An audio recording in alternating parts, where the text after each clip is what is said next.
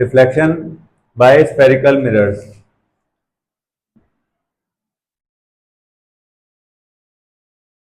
Spherical mirrors basically दो type के होते हैं, कॉनकेव, कॉन्वेक्स।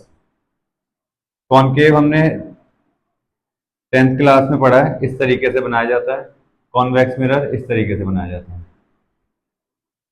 इसमें कुछ टर्म्स होती हैं रिलेटेड, वो सारी टर्म्स हम समझेंगे, और ये कॉनकेव कॉन्वेक्स मिरर कैसे बनते हैं वो देखेंगे।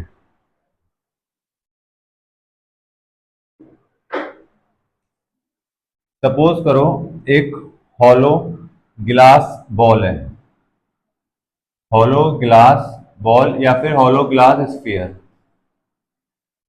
एक ऐसा स्फीयर है जो ग्लास का बना हुआ है और अंदर से हॉलो है, अंदर से खाली है बिल्कुल। तो यहाँ पे कुछ नहीं है, बस ये कांच ही कांच है। अब इस हिसाब से इस स्फीयर का एक सेंटर होगा और इसी स्फीयर का एक रेडियस भी होगा, जिसे हम आगे सेंटर ऑफ कर्वेचर और रेडियस ऑफ कर्वेचर कहेंगे। ठीक है, इसके बाद हम क्या करेंगे, इस स्फीयर को दो पार्ट्स में इस तरीके से काट देंगे। तो एक पार्ट जो ये वाला निकलेगा उसको यहां रख लेते हैं। इसकी शेप कैसी होगी, इसकी शेप होगी एक बाउल की तरह, जैसे हमारे घरों में छतों के ऊपर डिस्क लगी होती है, उस तरीके से इसकी शेप हो जाएगी। एक तरफ से बल्ज इनवर्ड्स होगा और यहाँ पे बल्ज आउटवर्ड्स। इसी तरीके से यहाँ से एक पार्ट को कट कर देंगे, इस पार्ट को यहाँ पे रख लेंगे, इसकी भी शेप वैसी होगी। अब इन दोनों पार्ट्स को क्या करना है, राइट हैंड साइड से पॉलिश कर देना है। इन दोनों कांच के टुकड़ों को राइट साइड से पॉलिश कर देंगे। तो इसमें लेफ्ट वाला पार्ट हो जाएगा रिफ्लेक्टिंग सरफेस, राइट वाला पार्ट हो जाएगा पॉलिश सरफेस। तो जो राइट वाला मिरर है ये कहलाता है concave mirror, and this part is called convex mirror.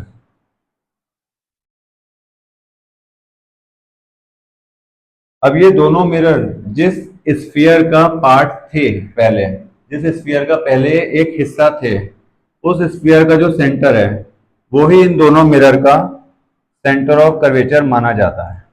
और यहां से इसकी दूरी होती है आर के बराबर, मतलब ये पूरी दूरी कहीं से भी ले लें, ये डिस्टेंस आर के बराबर ही बैठेगा, क्योंकि ये भी एक स्फीयर का हिस्सा था। ऐसे ही इसका सेंटर ऑफ कर्वेचर लेफ्ट में आएगा और यहां से यहां तक का डिस्टेंस रेडियस हो जाएगा।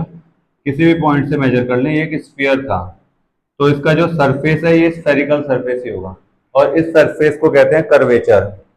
तो इसका जो सेंटर ऑफ कर्वेचर है वो कैसे डिफाइंड होता है, ये उस स्फीयर का सेंटर है जिस स्फीयर का ये मिरर कभी पार्ट हुआ करता था, और उसी स्फीयर का जो रेडियस होता था वो ही इस मिरर का और इस मिरर का रेडियस ऑफ कर्वेचर कहलाता है। क्लियर हो गई दो चीजें। अब ये जो दो मिरर हैं, कॉनकेव मिरर, कॉन्वेक्स मिरर, ये दोनों मिरर साइड से हम देख रहे हैं, ये साइड व्यू है। तो इन मिरर्स को अगर हम फ्रंट व्यू से देखें तो ये कैसे दिखेंगे, बिल्कुल गोल।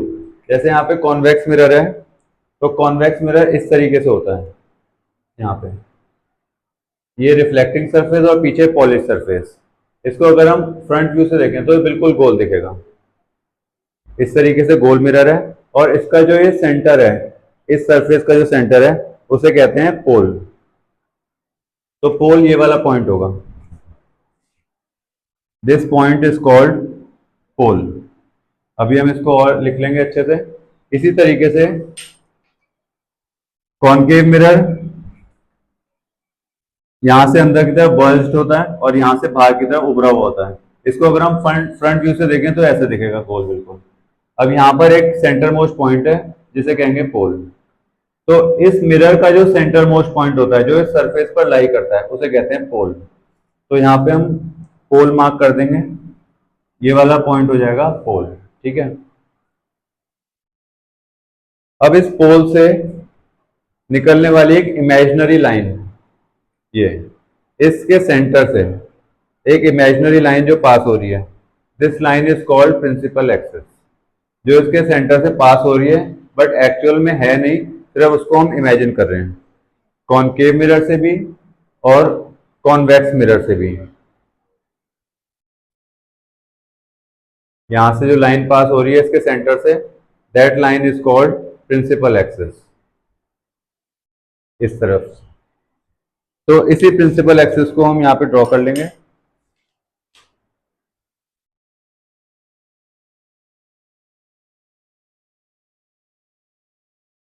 This is a concave mirror, ये इसका पोल हो गया, और इस पोल से पास होने वाली एक लाइन को कहते हैं principal axis. This is called principal. यहाँ पे PAL आता है। प्रिंसिपल का मतलब होता है मेन, किसी चीज का मेन पार्ट या फिर किसी जगह का मेन बॉडी। जैसे स्कूल में प्रिंसिपल होते हैं तो वो स्कूल के मेन बॉडी है, ऐसे यहाँ पे PAL का मतलब मेन एक्सिस। अब इसी प्रिंसिपल एक्सिस पर एक पॉइंट आएगा सेंटर ऑफ कर्वेचर। इसी तरीके से कॉन्वेक्स मिरर में पोल से पास होने वाली लाइन प्रिंसिपल एक्सिस इस तरीके से बनाएंगे, क्योंकि इसका कर्व राइट की तरफ आ रहा है तो इसका सेंटर ऑफ कर्वेचर भी राइट की तरफ ही होगा। और इन दोनों पॉइंट्स के बीच में मिड पॉइंट पर एक पॉइंट आता है फोकस। अब इस कॉन्सेप्ट से हमें ये तो क्लियर हो गया कि कॉनकेव मिरर में सेंटर ऑफ कर्वेचर और फोकस दोनों लेफ्ट साइड में आ रहे हैं। कॉन्वेक्स मिरर में सेंटर ऑफ कर्वेचर और फोकस दोनों ही राइट साइड में आते हैं। तो इस तरीके से अगर हम फोकल लेंथ यहां पर देखें, फोकल लेंथ पॉजिटिव आएगी। अगर हम मैथ में एक्सिस के हिसाब से चलें तो जो डिस्टेंस राइट को होते हैं वो पॉजिटिव, और यहां पर फोकल लेंथ अपने आप ही नेगेटिव हो जाएगी। तो कॉनकेव मिरर की फोकल लेंथ नेगेटिव ली जाती है, कॉन्वेक्स मिरर की फोकल लेंथ पॉजिटिव ली जाती है। जो यहाँ पे पॉइंट दिया हुआ है फोकस, इस पॉइंट की मेन डेफिनेशन ये होती है कि अगर पैरेलल रेज आ रही हैं बहुत ही दूर पॉइंट से, from infinity, then these rays will converge and meet at this point. तो उस पॉइंट को फोकस कहते हैं जहां पर पैरेलल रेज आके मीट करती हैं। कॉनकेव मिरर में ये मिरर के बाहर मीट करती हैं तो ये रियल इमेज बनती है, इस पॉइंट को फोकस कहते हैं, और फोकस पॉइंट मिरर के आगे बनता है सामने। कॉन्वेक्स मिरर में अगर पैरेलल रेज आएंगी तो ये पैरेलल रेज फोकस पे तो जा नहीं सकती क्योंकि यहाँ पे पॉलिश हो रही है, यहाँ पे ओपेक सब्सटेंस आ गया तो इससे तो क्रॉस हो नहीं सकती। इसकी जगह क्या होता है, ये रेज ऐसे डाइवर्ज होती हैं कि अपीयर होता है कि फोकस से आ रही है। तो इस तरीके से रेज को बना देंगे कि फोकस से अपीयर हो आते हुए, तो ऐसा लगेगा ये रे कहां से आ रही है, फोकस है। इसी तरीके से यहां पर जो रे आएगी, it will appear to be coming from the focus. तो इमेज फोकस पे ही बनती है, and this image is called the virtual image. और ये कैसी रेज है, डाइवर्जिंग रेज। डाइवर्जिंग रेज हमेशा वर्चुअल इमेज बनाती हैं, कन्वर्जिंग रेज हमेशा रियल इमेज बनाती हैं।